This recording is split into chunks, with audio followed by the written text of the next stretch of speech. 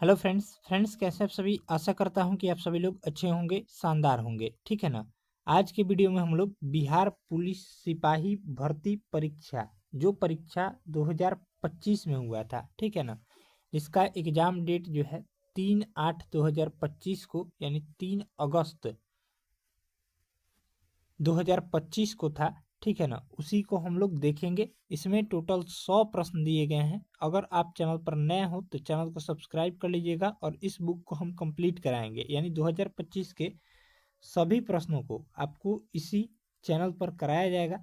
तो चैनल को जरूर से जरूर सब्सक्राइब कर लीजिए। तो चलिए शुरू करते।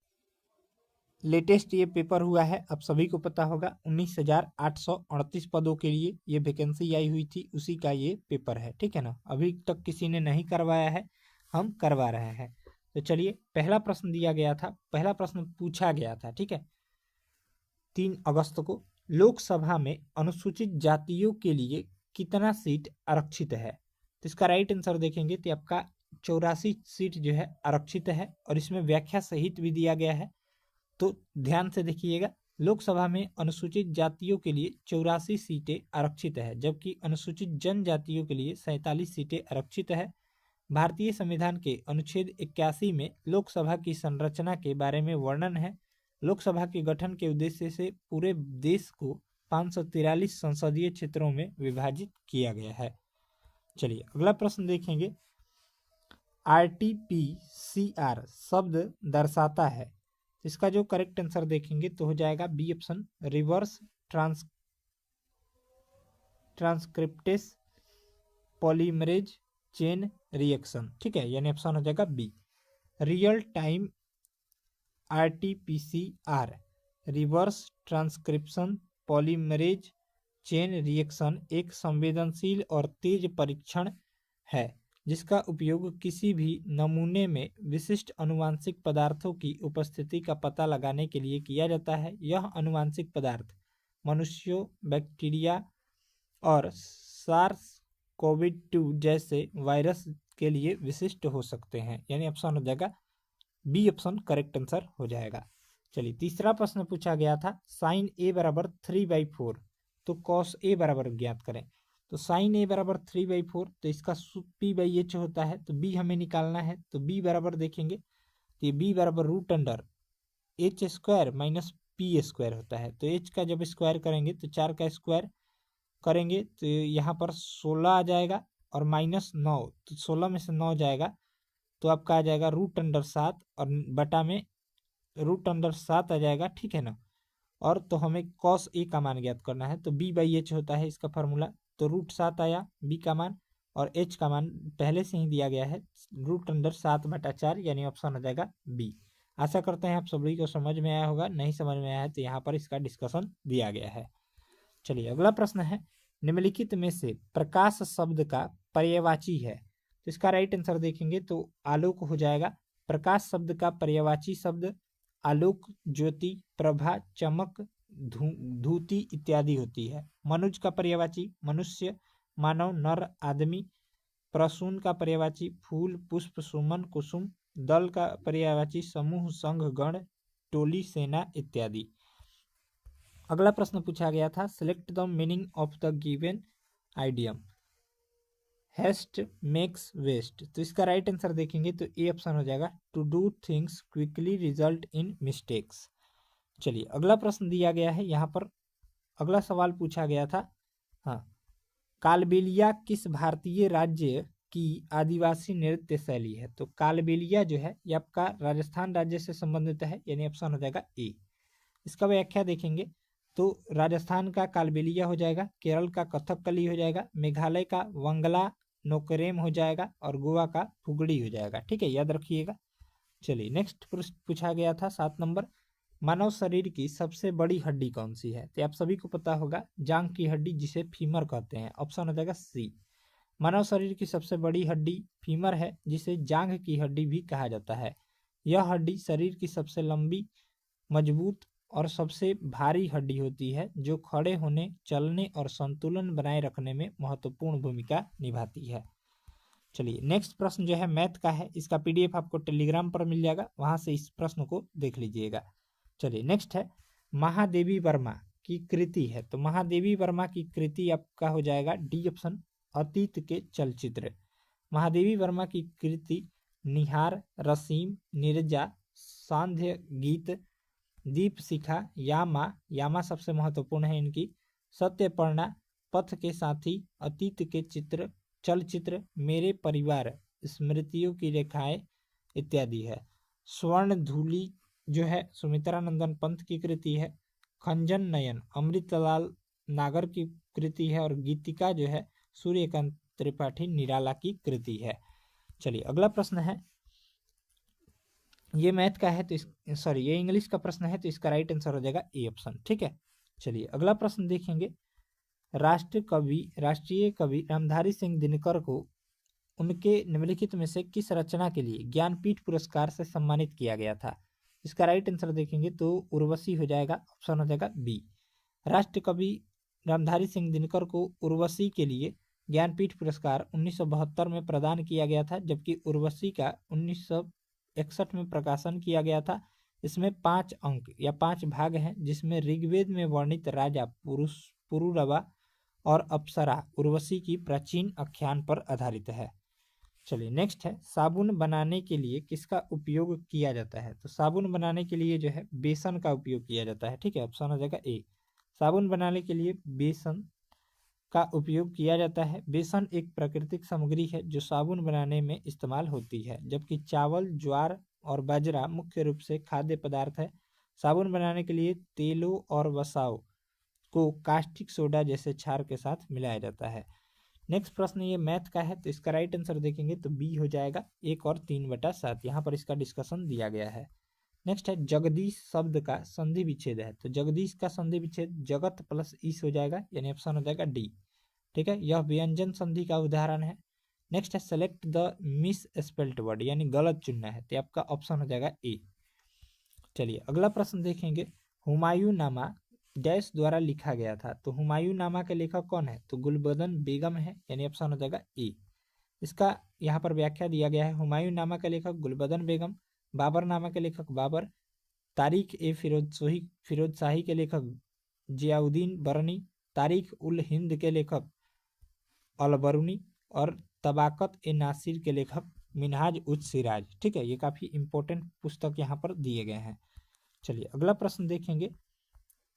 अगला प्रश्न पूछा गया था, खुरपका मुंह पका रोग किसमें होता है? तो आपका राइट आंसर देखेंगे तो उपरोक्त तो सभी हो जाएगा, यानी मवेशी और भेड़, मवेशी और सुअर और मवेशी, इनमें से सभी में होते हैं। ठीक है, ये मैथ का प्रश्न है, तो इसका राइट आंसर देखेंगे तो ए हो जाएगा। बाकी इसका पीडीएफ आपको टेलीग्राम पर मिल जाएगा डिस्कशन के साथ, ज्वाइन कर लीजिए, लिंक डिस्क्रिप्शन बॉक्स में है। नेक्स्ट है, त्रिवेणी शब्द में कौन सा समास है? तो त्रिवेणी शब्द में जो है द्विगु समास है।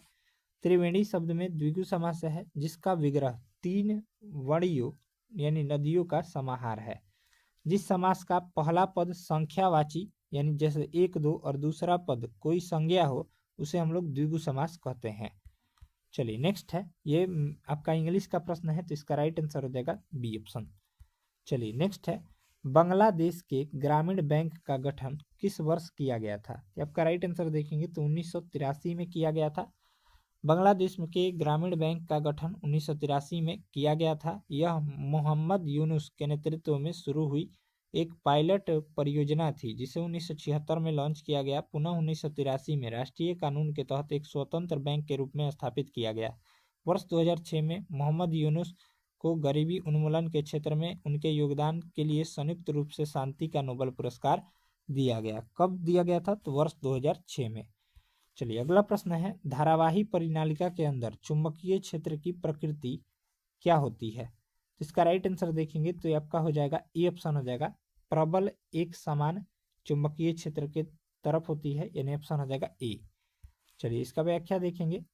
एक धारावाही परिनालिका यानी सेलेनोइड के अंदर चुंबकीय क्षेत्र की प्रकृति में प्रबल एक समान और परिनालिका की धुरी समानांतर होती है। इसलिए होता है क्योंकि परिनालिका के अंदर चुंबकीय क्षेत्र रेखाएं समानांतर और समान दूरी पर होती है, जो एकरूपता को दर्शाती है।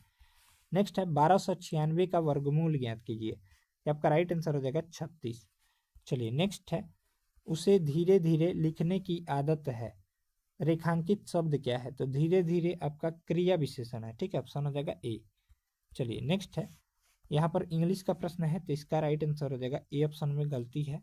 चलिए नेक्स्ट है, सोन नदी का उद्गम स्थल किसके निकट है? तो सोन नदी का उद्गम स्थल अमरकंटक के निकट है, यानी ऑप्शन हो जाएगा बी ऑप्शन। सोन नदी का उद्गम स्थल अमरकंटक के निकट है, जो मध्य प्रदेश की मैकाल पर्वतमाला में स्थित है। यह नर्मदा नदी के जल स्रोत के पूर्व में स्थित है तथा यहीं से सोन नदी का उद्गम होता है। अगला प्रश्न दिया गया है 27 नंबर, प्रतिजैविक पेनिसिलिन की प्रारंभिक खोज किसने की थी? आपका अलेक्जेंडर फ्लेमिंग के द्वारा किया गया था, ऑप्शन हो जाएगा डी। प्रतिजैविक पेनिसिलिन की प्रारंभिक खोज अलेक्जेंडर फ्लेमिंग ने 1928 में की थी। फ्लेमिंग ने देखा कि फफूद के एक समूह के चारों ओर बैक्टीरिया नहीं पनप रहे थे। इस फफूद को पेनिसिलिन फफूद कहा जाता है और इसी से पेनिसिलिन नामक पदार्थ निकलता है, जिसे फ्लेमिंग ने यह नाम दिया था। चलिए अगला प्रश्न है, पाठक के मन में उत्साह एवं उत्तेजना का संचार किस काव्य गुण के माध्यम से होता है? ये आपका ओज गुण के माध्यम से। ठीक है, चलिए अगला प्रश्न देखेंगे। अगला सवाल पूछा गया था, अगला प्रश्न है 29 नंबर, ये इंग्लिश का प्रश्न है, इसका राइट आंसर हो जाएगा बी। चलिए नेक्स्ट प्रश्न पूछा गया था, निम्नलिखित में से कौन भारत में सिक्कों को जारी करने वाला प्राधिकारी है? कि आपका राइट आंसर देखेंगे तो भारत सरकार हो जाएगा, ऑप्शन हो जाएगा सी। सिक्का निर्माण अधिनियम 1906 के तहत भारत में सिक्कों को जारी करने का प्राधिकार भारत सरकार के पास है, जबकि RBI reserve bank of India in सिक्कों को आम प्रचलन में लाता है। सिक्के ढालने व डिजाइन करने का वास्तविक अधिकार सरकार के पास ही होता है। ठीक है, यानी इस तरफ से राइट आंसर हो जाएगा 30 का सी ऑप्शन। चलिए अगला सवाल देखेंगे 31 नंबर, जब धातुएं वायु के साथ अभिक्रिया करती है तो बनने वाले उत्पाद का नाम क्या होगा? इसका राइट आंसर देखेंगे तो धातु ऑक्साइड, यानी ऑप्शन हो जाएगा सी। व्याख्या देखिएगा, तो जब धातुएं वायु के साथ अभिक्रिया करती है तो धातु ऑक्साइड बनाती है।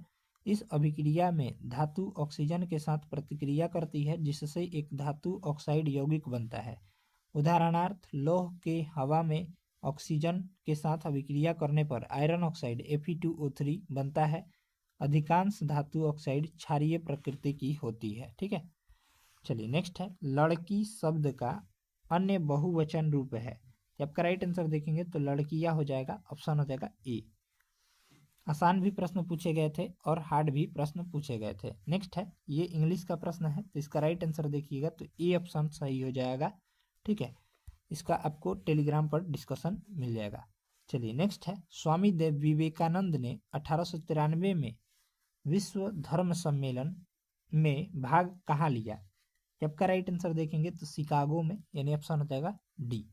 स्वामी विवेकानंद ने 1893 में संयुक्त राज्य अमेरिका के शिकागो शहर में आयोजित विश्व धर्म संसद में भाग लिया। इस सम्मेलन में दिए उनके भाषण को सार्वभौमिक भाईचारे और भारतीय संस्कृति के आदर्शों को प्रस्तुत करने वाले एक ऐतिहासिक क्षण के रूप में व्यापक मान्यता मिली है। नेक्स्ट है, निम्नलिखित में से किसे ठोस रूप में होने पर शुष्क बर्फ के रूप में भी जाना जाता है? आपका कार्बन डाइऑक्साइड को, CO2 को, यानी ऑप्शन हो जाएगा बी। ठीक है, ठोस कार्बन डाइऑक्साइड CO2 को शुष्क बर्फ के रूप में जाना जाता है। इसे यह नाम इसलिए दिया गया क्योंकि यह गर्म होती है और पिघलकर होती है, तो यह पिघलकर द्रव्य नहीं बनती बल्कि सीधे गैस में बदल जाती है, जिसे ऊर्ध्वपातन कहते हैं। इसका तापमान बहुत कम, लगभग 78.5 डिग्री सेल्सियस होता है। अगला प्रश्न है, आंखों का पानी ढलना। आंखों का पानी ढलना मुहावरे का अर्थ क्या है? तो आपका राइट आंसर देखेंगे तो निर्लज होना। ठीक है, ऑप्शन हो जाएगा सी। आंखों का पानी ढलना मुहावरे का अर्थ निर्लज होना होगा। शेष विकल्प जो है गलत दिए गए हैं। नेक्स्ट है, गोलकुंडा राजवंश सल्तनत की स्थापना किसने की थी? तो गोलकुंडा राजवंश की स्थापना कुली कुतुब शाह के द्वारा किया गया था, यानी ऑप्शन हो जाएगा सी जो है इसका करेक्ट आंसर हो जाएगा। चलिए अगला प्रश्न है छाया बनने का मुख्य कारण क्या है? तो इसका राइट आंसर देखेंगे तो बी हो जाएगा, अपारदर्शी वस्तुएं प्रकाश के मार्ग को अवरुद्ध करती है, जिस कारण जो है छाया बनता है। चलिए अगला प्रश्न देखेंगे, निम्नलिखित में से कौन सा अनुच्छेद किसी क्षेत्र में मार्शल लॉ लागू होने पर इस भाग द्वारा प्रदत्त अधिकारों पर प्रतिबंध का उल्लेख करता है? तो आपका राइट आंसर देखेंगे, इसका जो राइट आंसर हो जाएगा ये आपका सी ऑप्शन हो जाएगा, अनुच्छेद 34। ठीक है, ऑप्शन हो जाएगा सी जो है करेक्ट आंसर हो जाएगा।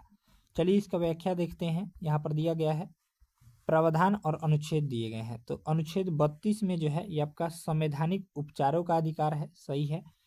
अनुच्छेद 33 में संसद को सशस्त्र बलों, पुलिस बलों और अन्य खुफिया व व्यवस्था बनाए रखने वाले बलों के सदस्यों के मौलिक अधिकारों को सीमित करने या प्रतिबंधित करने का अधिकार देता है।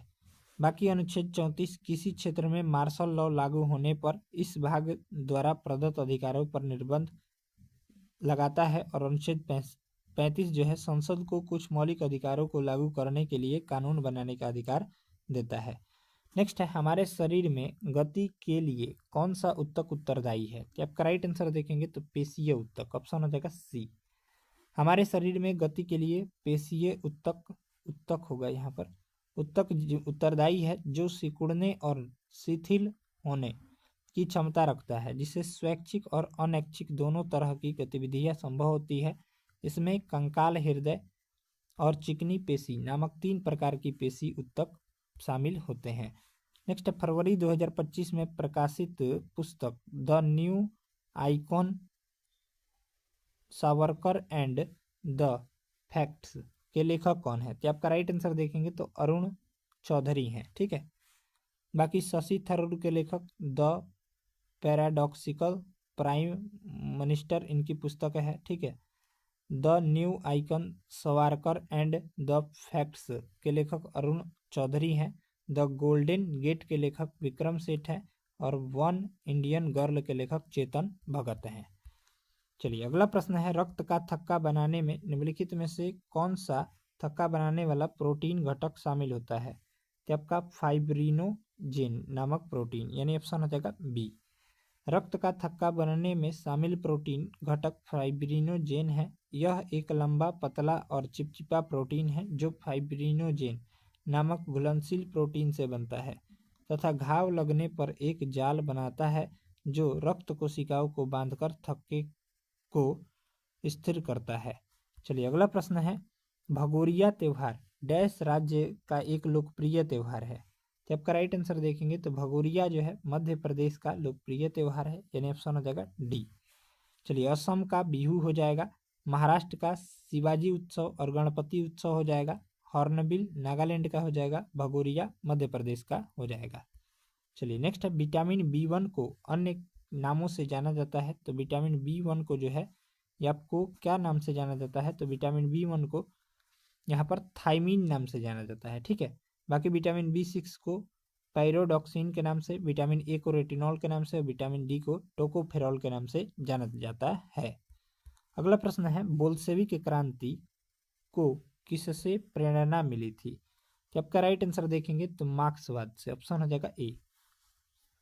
बोल्शेविक क्रांति 1917 में हुई थी। ठीक है, याद रखिएगा। नेक्स्ट है, निम्नलिखित में से किस घटना में ठोस अवस्था द्रव अवस्था में बदलने से बिना सीधे गैसीय अवस्था में परिवर्तित हो जाती है? तो अभी हम लोगों ने डिस्कशन में पढ़ा, उसको क्या कहते हैं? तो उसको ऊर्ध्वपातन कहते हैं, यानी ऑप्शन हो जाएगा डी। ठोस अवस्था का द्रव अवस्था में बदले बिना सीधे गैसीय अवस्था में परिवर्तन ऊर्ध्वपातन कहलाता है। यह एक ऐसी प्रक्रिया है जिसमें ठोस सीधे गैस में बदल जाता है। नेक्स्ट है, संतोष ट्रॉफी इनमें से किस खेल से संबंधित है? तो संतोष ट्रॉफी का संबंध जो है आपको फुटबॉल से है, यानी ऑप्शन हो जाएगा डी। हॉकी से संबंधित ट्रॉफी देखेंगे तो Stanley trophy, Aga Khan cup, Nehru trophy. Basketball से Larry O'Brien trophy, champions trophy, Naismith trophy, William Jones cup. Cricket से देखेंगे तो एशिया कप, T20 विश्व कप, चैंपियंस ट्रॉफी, वनडे विश्व cup, Irani trophy, Ranji trophy. Football से फीफा विश्व cup, Santosh trophy, Subroto cup, league cup इत्यादि। चलिए नेक्स्ट है 48 नंबर, निम्नलिखित में से कौन अंडाशय से गर्भाशय तक अंडे को ले जाता है? तो आपका राइट आंसर देखेंगे तो डिंब वाहिनी नलिका यानी फेलोपियन ट्यूब ले जाता है, यानी ऑप्शन हो जाएगा बी। अंडाशय से गर्भाशय तक अंडे को ले जाने का काम फेलोपियन ट्यूब यानी डिंब वाहिनी द्वारा किया जाता है। ये नलिया हर महीने अंडाशय से अंडे को गर्भाशय तक पहुंचाती है, जहां निषेचित होने पर भ्रूण का विकास हो जाता है। नेक्स्ट है अंतर्राष्ट्रीय चावल अनुसंधान संस्थान कहाँ पर स्थित है? क्या आपका स्थित है, कहाँ पर स्थित है? तो आपका डी ऑप्शन हो जाएगा, फिलीपींस में स्थित है। ठीक है, ऑप्शन हो जाएगा डी जो है करेक्ट आंसर हो जाएगा फिलीपींस। चलिए इसका व्याख्या यहाँ पर दिया गया है। अंतर्राष्ट्रीय चावल अनुसंधान संस्थान IRRI का मुख्यालय लॉस बानोस फिलीपींस में स्थित है। यह चावल अनुसंधान क्षेत्र का अग्रणी अनुसंधान संगठन है। इसका उद्देश्य चावल किसानों तथा उपभोक्ताओं के जीवन में सुधार लाना है। 1960 में गरीबी और भुखमरी को कम करने के उद्देश्य से इसकी स्थापना की गई थी। नेक्स्ट है मलेरिया परजीवी का रोग वाहक है। तो आपका राइट आंसर देखेंगे तो मादा एनफ्रिज मच्छर, यानी ऑप्शन हो जाएगा सी। चलिए अगला प्रश्न देखेंगे, बेलगाम में आयोजित 1924 के कांग्रेस अधिवेशन के अध्यक्ष कौन थे? कि आपका मोहनदास गांधी थे, यानी महात्मा गांधी थे। कर्नाटक के बेलगाम में वर्ष 1924 में आयोजित कांग्रेस अधिवेशन की अध्यक्षता महात्मा गांधी द्वारा किया गया था। भारतीय राष्ट्रीय कांग्रेस का गठन वर्ष 1885 में एओ ह्यूम द्वारा किया गया, जिसकी प्रथम अधिवेशन की अध्यक्षता WC बनर्जी यानी व्योमेश चंद्र बनर्जी ने किया था। चलिए नेक्स्ट देखेंगे, निम्नलिखित में से कौन सी अभिक्रिया ऊष्माक्षेपी नहीं है? तो आपका राइट आंसर हो जाएगा प्रकाश संश्लेषण। ऊष्माक्षेपी अभिक्रिया वह अभिक्रिया होती है जो अपने आसपास के वातावरण में ऊष्मा या ऊर्जा को छोड़ती है। प्रकाश संश्लेषण एक ऊष्माशोषी अभिक्रिया है, जिसका तात्पर्य यह है कि यह ऊर्जा को अवशोषित करती है, न कि छोड़ती है। नेक्स्ट है सितंबर 2024 में केंद्रीय मंत्रिमंडल ने चंद्रयान 4 और डैश को मंजूरी दी थी। आपका राइट आंसर देखेंगे तो वीनस यानी शुक्र ऑर्बिटर मिशन को। चलिए अगला प्रश्न है, मानव शरीर का कौन सा अंग रक्त को पंप करता है? आपका राइट आंसर देखेंगे तो बी हो जाएगा हृदय, यानी ऑप्शन हो जाएगा बी। मानव शरीर में हृदय रक्त को पंप करता है। यह वह अंग है जिसका मुख्य कार्य पूरे शरीर में रक्त का संचार करना है।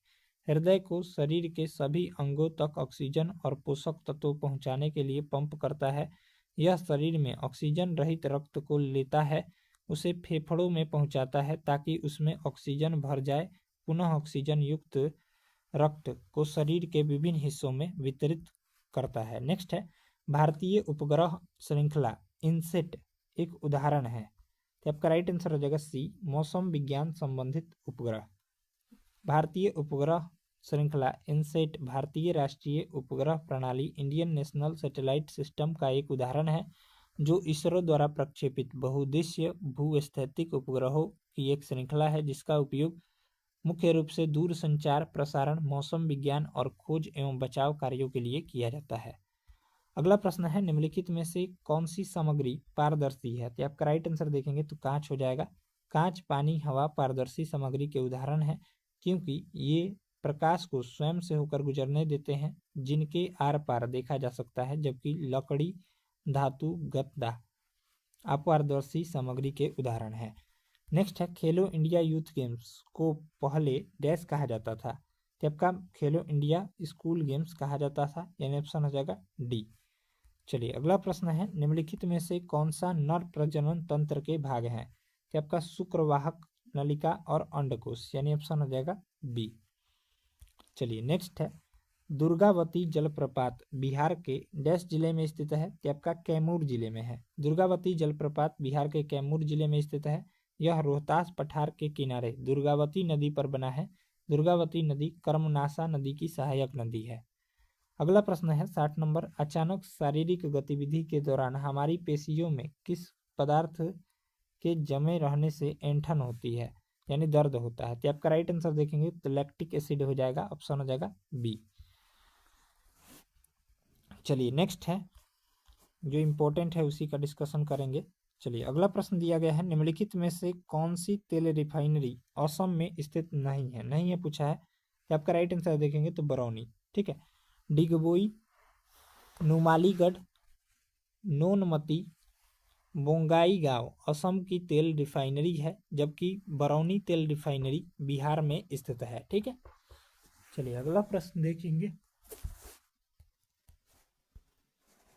अगला सवाल यहाँ पर दिया गया है, चलिए यहाँ पर अगला प्रश्न दिया गया है, रासायनिक उद्योगों में ब्लीचिंग पाउडर का उपयोग किस रूप में किया जाता है? आपका एक ऑक्सीकारक के रूप में किया जाता है। ठीक है, इसका उपयोग जो है कागज की लुगदी, कपड़ों जैसे पदार्थों को ब्लीच करने के लिए भी किया जाता है। यह एक कीटाणुनाशक के रूप में भी पानी को साफ करने और कीटाणु रहित करने के काम में आता है। नेक्स्ट है, सोहराई किस जनजाति का सबसे बड़ा त्योहार है? तो आपका राइट आंसर देखेंगे तो संथाल का।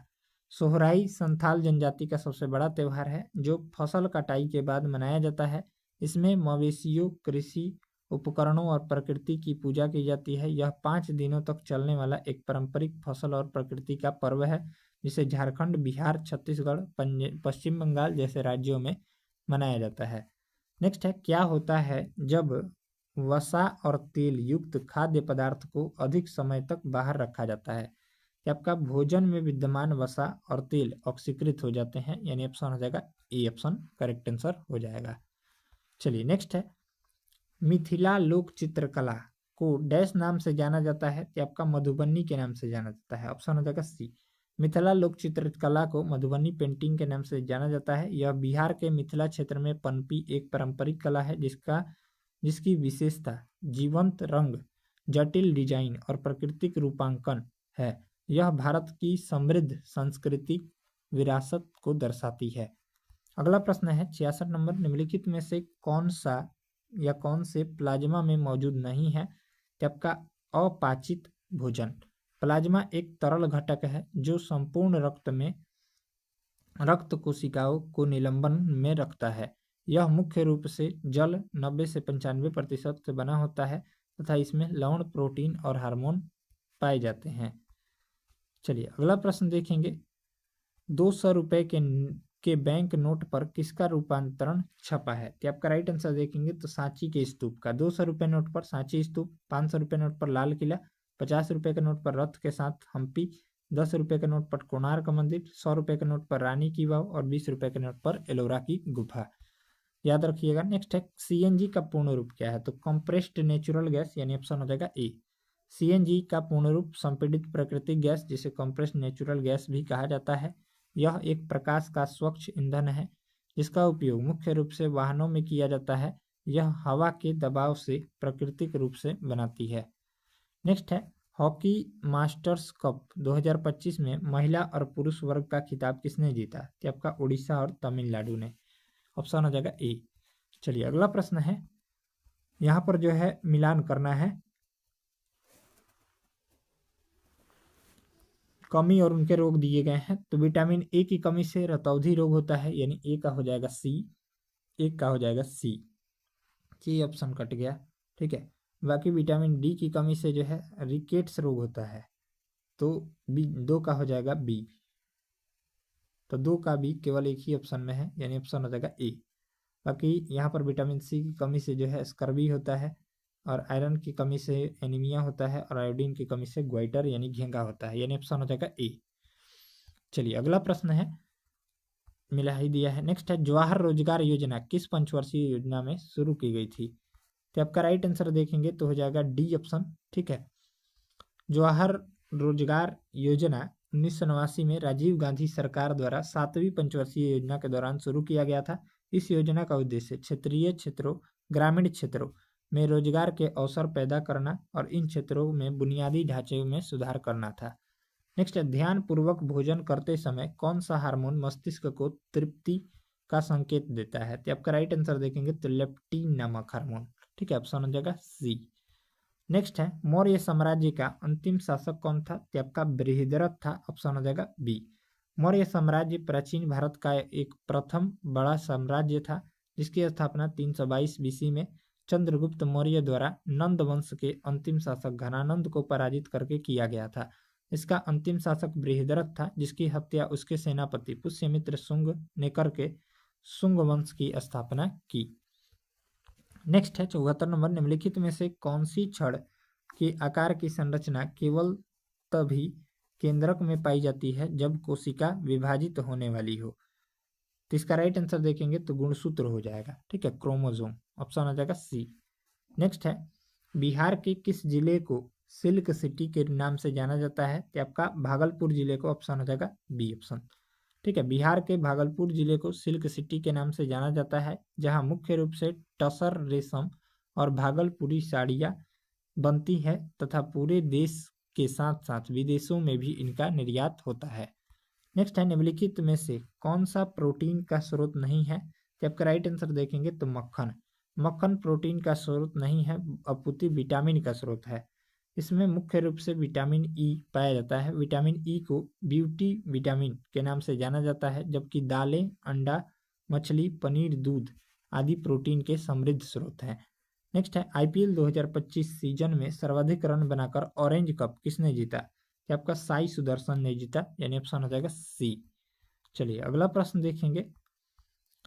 एधा एक इसका उदाहरण है, तो एधा जो है किसका उदाहरण है? कि आपका पार्श्विक विभाज्योतकी का उदाहरण है, यानी ऑप्शन हो जाएगा ए ऑप्शन। एधा क्या है? एधा पार्श्विक विभाज्योतक का एक मुख्य उदाहरण है। एधा दो प्रकार का होता है, संवहन एधा और कार्क एधा। ये दोनों पौधों की मोटाई बढ़ाने के लिए जिम्मेदार होते हैं, खासकर द्विबीजपत्री पौधों में, जहां ये द्वितीयक वृद्धि को सुगमता बनाते हैं। नेक्स्ट है बीसीसीआई का पूर्ण रूप क्या है? तो आपका राइट आंसर देखेंगे board of control for cricket in India. BCCI का पूर्ण रूप board of control for cricket in India है, जो भारत में क्रिकेट खेल का राष्ट्रीय शासी निकाय है। सभी घरेलू और अंतर्राष्ट्रीय क्रिकेट गतिविधियां के लिए जिम्मेदार है। बीसीसीआई विश्व के सबसे अमीर क्रिकेट बोर्डों में से एक है।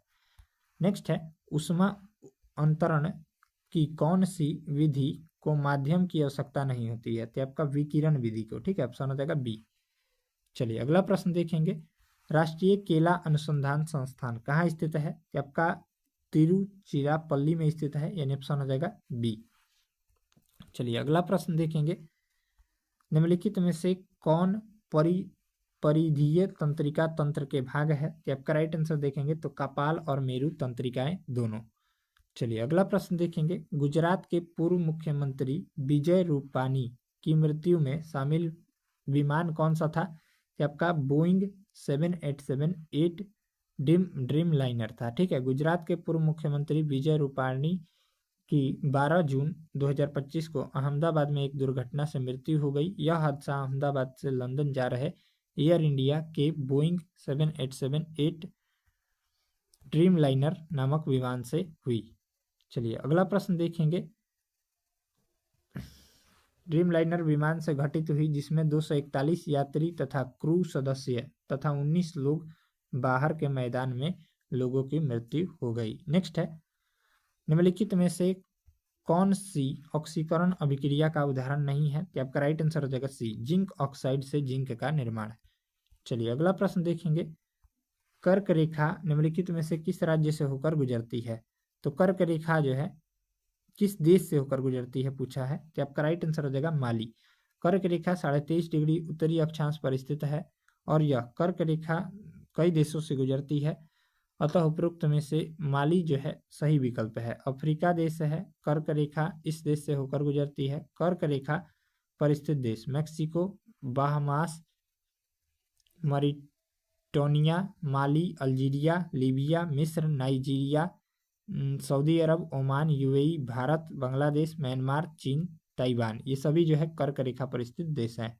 नेक्स्ट है निम्नलिखित टेनिस खिलाड़ियों में से किसे 2024 खिलाड़ी श्रेणी के अंतर्गत टेनिस हॉल ऑफ फेम में शामिल किया गया?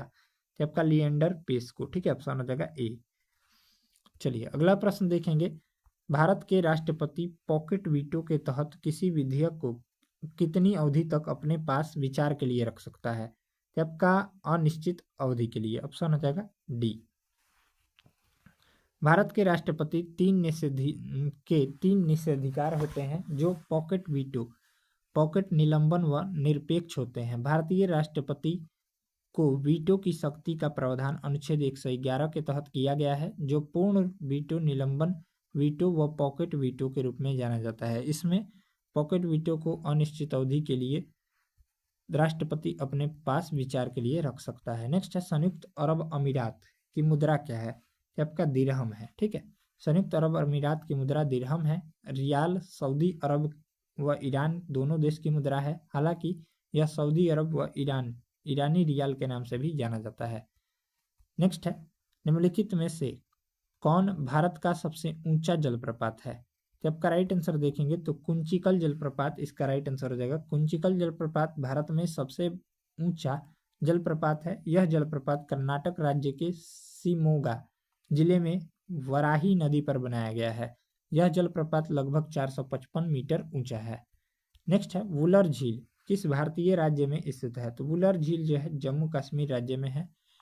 वुलर झील जम्मू कश्मीर राज्य में स्थित है। यह झील एशिया की दूसरी सबसे बड़ी ताजे पानी की झील है जो हरमुख पर्वत के तलहटी पर स्थित है। नेक्स्ट है सोनपुर किस मेले के लिए दुनिया भर में जाना जाता है, तो आपका पशु मेले के लिए। ठीक है, ऑप्शन हो जाएगा ए। गंडक और गंगा नदी के संगम पर बिहार के सोनपुर में नवंबर दिसंबर के महीने में कार्तिक पूर्णिमा पर आयोजित किया जाता है। यह मेला यह हरिहर क्षेत्र मेला के रूप में भी जाना जाता है। यह आज तक एशिया का सबसे बड़ा पशु मेला है जो 15 दिन से 1 महीने तक चलता है। अगला प्रश्न है 92 नंबर, भारतीय आजादी के समय इंग्लैंड के प्रधानमंत्री कौन थे, कि आपका क्लीमेंट एटली थे। भारतीय आजादी के समय इंग्लैंड के प्रधानमंत्री क्लीमेंट एटली थे। इन्होंने 20 फरवरी 1947 को यह घोषणा की कि भारत को 30 जून 1948 तक पूर्ण स्वशासन प्रदान कर दी जाएगी। नेक्स्ट है निम्नलिखित में से कौन सा अभ्यारण्य बिहार में स्थित है, कि आपका राइट आंसर देखेंगे तो हो जाएगा डी ऑप्शन, सभी कथन सत्य है। यानी गौतम बुद्ध अभ्यारण्य बिहार में है, भीम बांध अभ्यारण्य बिहार में है, पंत अभ्यारण्य बिहार में है और परमार डॉल्फिन रिजर्व ये भी बिहार में है। आइए देखते हैं कहाँ कहाँ है। तो गौतम बुद्ध अभ्यारण्य गया बिहार में है जिसकी स्थापना 1976 में हुई थी। भीम बांध वन्यजीव अभ्यारण्य मुंगेर बिहार में है। ठीक है, जिसकी स्थापना 1976 में हुई थी। पंत अभ्यारण्य राजगीर नालंदा बिहार में है, इसकी स्थापना 1978 में हुई थी। अतः उपरोक्त में से सभी बिहार में स्थित है। नेक्स्ट है HDFC सिक्योरिटीज की एक रिपोर्ट के अनुसार माइक्रो फाइनेंस उद्योग के विकास में कौन सा राज्य अग्रणी बनकर उभरे हैं, तो आपका बिहार, उत्तर प्रदेश और कर्नाटक इसका राइट आंसर हो जाएगा बी। चलिए अगला प्रश्न देखेंगे। अगला सवाल है भारत में गरीबी का अनुमान किस आधार पर लगाया जाता है, तो आपका घरेलू उपभोग व्यय के आधार पर। भारत में गरीबी अनुमान लगाने के लिए इस्तेमाल की जाने वाली आम विधि आय और उपभोग के स्तर पर आधारित है। नेक्स्ट है खेलो इंडिया पैरा गेम्स 2025 में कौन सा राज्य पदक तालिका में शीर्ष पर रहा है, तो आपका हरियाणा हो जाएगा। खेलो इंडिया पैरा गेम्स 2025 का समापन नई दिल्ली के जोएल स्टेडियम में हुआ। इसमें 34 स्वर्ण, 39 रजत एवं 31 कांस्य के साथ हरियाणा शीर्ष पर रहा है। नेक्स्ट है महात्मा गांधी स्मारक परियोजना के हिस्से के रूप में पटना में बापू टावर का उद्घाटन किया गया। उद्घाटन का सही स्थान और तारीख क्या है, आपका राइट आंसर हो जाएगा डी ऑप्शन, बापू टावर पटना। पटना में बापू टावर का उद्घाटन बिहार के मुख्यमंत्री नीतीश कुमार ने गांधी मैदान पटना में 2 अक्टूबर 2024 को किया। अगला प्रश्न है प्रथम लोकसभा अध्यक्ष कौन थे, तो आपका जीवी मावलंकर थे। ठीक है, ऑप्शन हो जाएगा बी। गणेश वासुदेव मावलंकर लोकसभा के पहले अध्यक्ष थे। इन्होंने 1916 में गुजरात प्रांतीय सभा के सचिव के रूप में भी नियुक्त किया गया था। ये भारतीय राष्ट्रीय कांग्रेस के सदस्य भी थे और इन्होंने अभियान में महत्वपूर्ण भूमिका निभाई थी।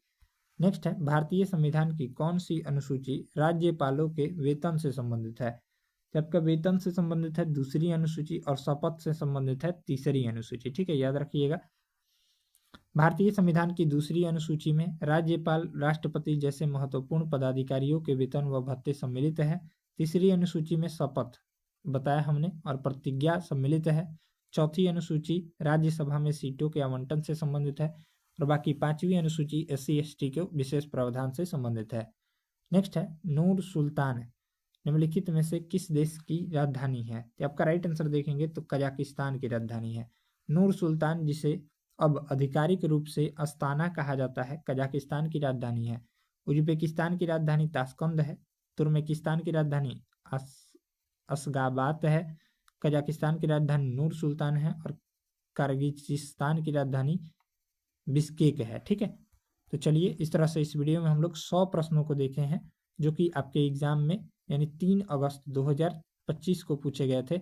मिलते हैं अगले वीडियो के साथ जिसमें 23/7/2025 को जो पेपर हुआ है उसको हम लोग कवर करेंगे। ठीक है, तो वीडियो अगर अच्छा लगा हो तो वीडियो को एक लाइक कर दीजिएगा और चैनल पर अगर आप नए हो तो चैनल को सब्सक्राइब करके बेल आइकन को प्रेस कर लीजिएगा। चलिए मिलते हैं अगले वीडियो में। इसका PDF आपको टेलीग्राम पर मिल जाएगा। टेलीग्राम चैनल का लिंक इसी वीडियो के डिस्क्रिप्शन बॉक्स में दिया गया है, उसको जरूर से जरूर ज्वाइन कर लीजिए। काफ़ी ज़्यादा आपका मदद होगा वहाँ पर, और इसका डिस्कशन के साथ हम PDF जो है डालेंगे। ठीक है, ये 3/8/2025 का पेपर है। ठीक है, आप सभी को पता होगा बिहार पुलिस का पेपर नहीं मिलता है, कैसे कैसे हम करवा दिए हैं। चलिए मिलते हैं अगले वीडियो में, तब तक के लिए जय हिंद जय भारत।